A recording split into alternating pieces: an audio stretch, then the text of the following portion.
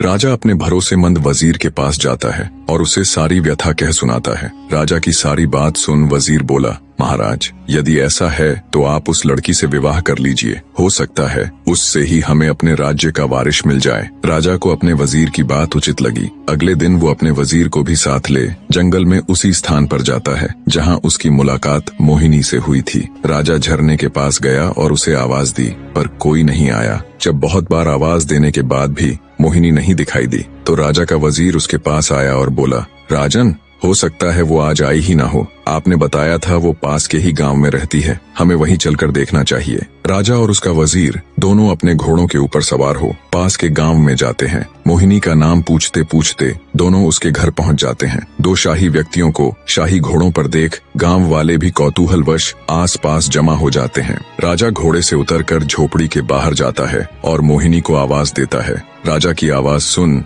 जब मोहिनी रोनी सूरत ले झोपड़ी से बाहर आती है तो उसकी आंखों में आंसू थे। जब राजा ने कारण पूछा तो एक गांव वाले ने बताया, महाशय, इस दुनिया में सिर्फ इनकी माँ ही थी, आज उनका भी स्वर्गवास हो गया। अब बेचारी रोएगी नहीं तो और क्या करेगी। इतना कह गांव वालों ने राजा से उनका परिचय मांगा। आप बताइए, आप लोग कौन हैं? गांव वालों के पूछने पर वजीर ने राजा का परिचय दिया तो पूरे गांव में खलबली मच गई। सभी ने मिलकर राजा का स्वागत किया। गांव के मुखिया से राजा ने कहा, अगर आप लोगों को कोई आपत्ति न हो तो मैं मोहिनी से विवाह करना चाहता हूँ। राजा की बात सुन मुखिया खुश होता हुआ बोला, महाराज, हमारी बेटी राजरानी बनेगी, हमारे तो भाग्य खुल जाएंगे। गांव वालों ने जल्दी जल्दी सारी तैयारी करके राजा और मोहिनी का विवाह करवा दिया। राजा ने अपनी 7वीं पत्नी अर्थात मोहिनी का नया नामकरण किया राजलक्ष्मी। विवाह के पश्चात गांव वालों ने खुशी खुशी राजलक्ष्मी को राजा के साथ विदा कर दिया। राजा अपने वजीर और 7वीं पत्नी राजलक्ष्मी को लेकर राजमहल आ जाता है। जब राजा की पहले की 6 पत्नियों को इसकी खबर लगी तो वे जल भुनकर राख हो गईं। ऊपरी मन से उन्होंने नई रानी